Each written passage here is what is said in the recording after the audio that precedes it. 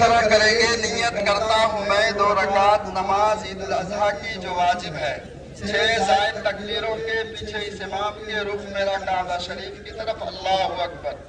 ہاتھ کانوں تک اٹھائیں گے, باندھ لیں گے. ثنا پڑھی جائے گی.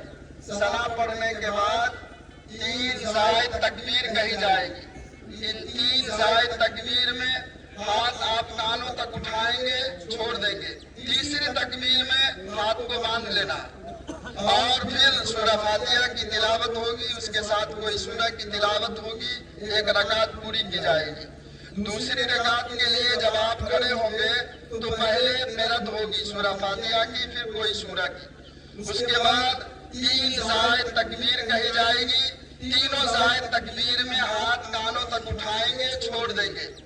اور جب چوتھی تکبیر کہی جائے گی تو ہاتھ نہیں اٹھائیں گے بلکہ رکوع میں چلے جائیں گے اور پھر حسب معمول نماز پوری کی جائے گی.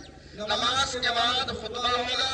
خطبہ پڑھنا عید بقرعید میں سنت ہے, لیکن جب خطبہ پڑھی جائے تو اس کا سننا واجب ہے. جمعہ کے دن خطبہ شرط ہے. تو میرے محترم بزرگوں اور دوستوں, جب خطبہ پڑھی جائے تو اسے بغور سماعت فرمائیں گے اور پھر جب خطبہ ختم ہو جائے گا تو آپ کو کلی اختیار ہے. نماز پڑھنے کا طریقہ سمجھ میں آ گیا نا. نیت کرنے کے بعد ہاتھ کانوں تک اٹھائیں گے, اللہ اکبر کہہ کر ہاتھ باندھ لیں گے اور پھر اس کے بعد ثنا پڑھی جائے گی. ثنا پڑھنے کے بعد 3 زائد تکبیر کہی جائے گی. تینوں زائد تکبیر میں ہاتھ کانوں تک اٹھانا ہے اور چھوڑ دینا ہے. تیسری تکبیر میں ہاتھ کو باندھ لینا ہے.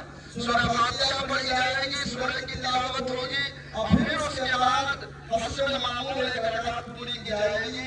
دوسری رکعت میں پہلے قرأت ہوگی, قرأت کے بعد جو ہے 3 زائد تکبیر کہی جائے گی. تینوں میں ہاتھ کانوں تک اٹھائیں گے, چھوڑ دیں گے. چوتھی تکبیر میں رکوع میں چلے جائیں گے. کھڑے ہو جائیں.